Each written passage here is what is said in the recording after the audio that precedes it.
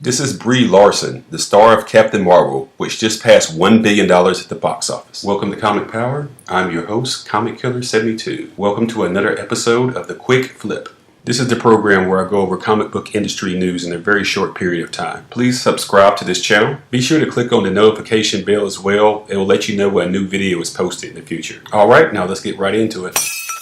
Brie Larson is playing the character Carol Danvers, who's been upgraded from Miss Marvel to Captain Marvel since 2012. If you want to know how the name Captain Marvel went from this character to this character, I have a video about it, link in the description. But for our purposes today, the character Captain Marvel just passed $1 billion at the box office. This is a significant victory lap for this movie because it was the target of internet trolls and all kinds of hate from insecure men with fragile egos who basically act like crybabies because the lead star had the audacity to ask for more inclusion in the press corps that was covering the movie. I went over this in a previous video called Why Do So Many Men Hate Brie Larson? Link also in the description. Really quickly, let's go over what a troll is. You are not a troll if you saw the movie and it was not your taste and you didn't like it. That is fine. No one can make you like something that you don't like. But you are a troll if you go into social media and bash a movie that you have not even seen. You are a troll if you go into social media and call Brie Larson names like the B word and the C word, and you're also a sexist. And you are a troll if you go into Rotten Tomatoes and post fake bad reviews to try to bomb the movie. It's pretty sad when grown men act this way, isn't it? Seriously, look what we're talking about. What type of idiot are you to bash a movie you've never seen? That's like a jury that's been selected and they pronounce the defendant guilty with no trial. That's just ridiculous, and so is this. Let's say for legitimate reasons you're offended by what Brie Larson has said. Sometimes you have to separate the art from the artist. Robert Downey Jr. in his past was a huge drug addict. In one 1996 incident, he was caught with heroin, cocaine, and crack cocaine with a .357 Magnum, but now all's forgiven. Mel Gibson has made some horrible racist statements. I am black. I do not care for the comments he made when he was angry, but I still like Braveheart and The Road Warrior. Unless the artist has done something completely despicable like R. Kelly being a child predator for the last 25 years, then I can separate the art from the artist. R. Kelly and Harvey Weinstein, get ready to serve the rest of your life in prison, by the way. So let's put that in contrast to Brie Larson, who has done nothing wrong, nothing even considerably close to what the guys did before that I just mentioned. And for you trolls, you just lost. You probably just gave more publicity to this movie. And now here comes the excuses from the trolls who can't stand the fact that they lost and they want to save face. And one of those lies is that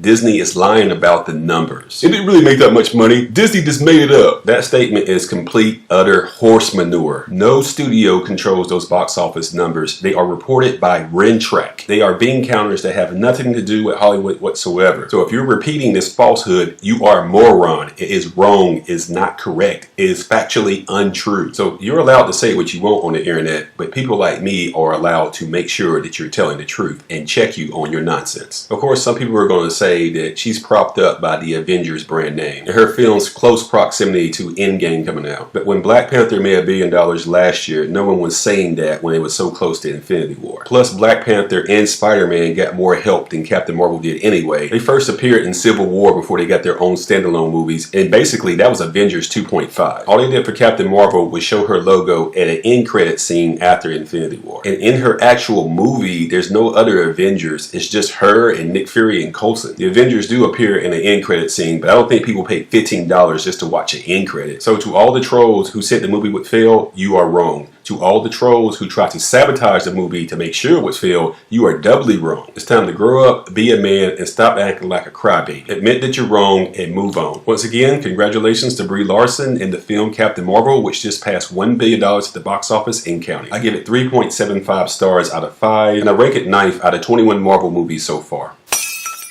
Next up is the speculation pick of the week.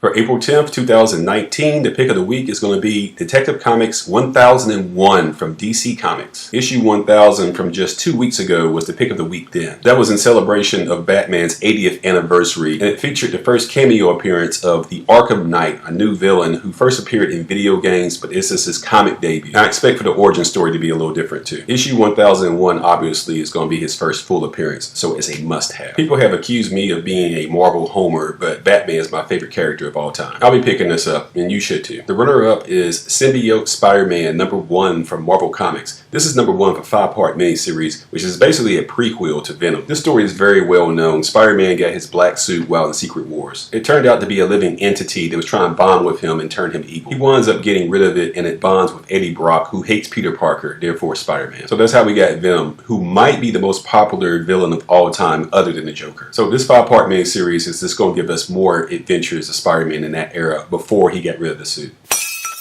Congratulations to Shazam for overperforming. If you include the Fandango pre-release event, it made $55 million on opening weekend. My prediction was it was going to make about $47 million, so I went low on it. I will give no spoilers on the movie until 2 weeks after it's been released. Basically, this movie is like Tom Hanks' version of Big, but with superpowers. And I want to apologize for bashing the idea of this movie based on the set leaks. See, there you go. I eat humble pie, and I can admit when I'm wrong as well. Based on the dark tone on a lot of the DC movies, they probably need something to loosen it up a little bit. So once again, congrats to Shazam for overperforming with $55 million and an A cinema score. Actor David Harbour is a very busy man. He's just been cast to appear in the live-action Black Widow movie coming out in the future. Dave's been a supporting actor for a long time, but he got his first real big break as the sheriff in Stranger Things. He was also on the short list when Fox was looking for an actor to play Cable, obviously, which went to Josh Brolin. As a consolation prize, he got to play the lead as Hellboy, which actually comes out April 12th. I'll talk more about the Hellboy franchise in an upcoming video. There were 2 movies that were released in 2004 and 2008 starring Ron Perlman. The character is out of Dark Horse Entertainment and is a Mike Mignola creation. His first published appearance is in Dime Press #4 from March 1993. So this is the 3rd live-action Hellboy movie. Do you think it will make money? I don't. I think it will be a miserable failure and crash and burn at the box office. And I say that because of the timing. Right now, Captain Marvel is still in the theaters, so is Shazam, Us, and Pet Sematary, making good money. Then 2 weeks after the release of Hellboy, it is the literal end game for it as the Avengers comes out. So nobody's watching Hellboy after 2 weeks anyway. I thought it should have been a October release, but I guess they are avoiding the Joker, which comes out on October the 4th. I like the Hellboy character, but I question why did it need a 3rd release? There's other sci-fi fantasy projects that the public wants more, like Thundercats and He-Man. So I hope I'm wrong about Hellboy crashing, but I think I'll be right. So what do you think? Did you want another Hellboy movie? And do you think it'll be a flop like I do? You know the drill. Subscribe to this channel, give it a thumbs up, and share these videos on social media so others learn about the channel. And don't forget, I do sell comics at my eBay page listed here. One Stop Thrift and Comic Power are ran by the same guy. That would be me, Comic Killer 72. I am 100% feedback, by the way.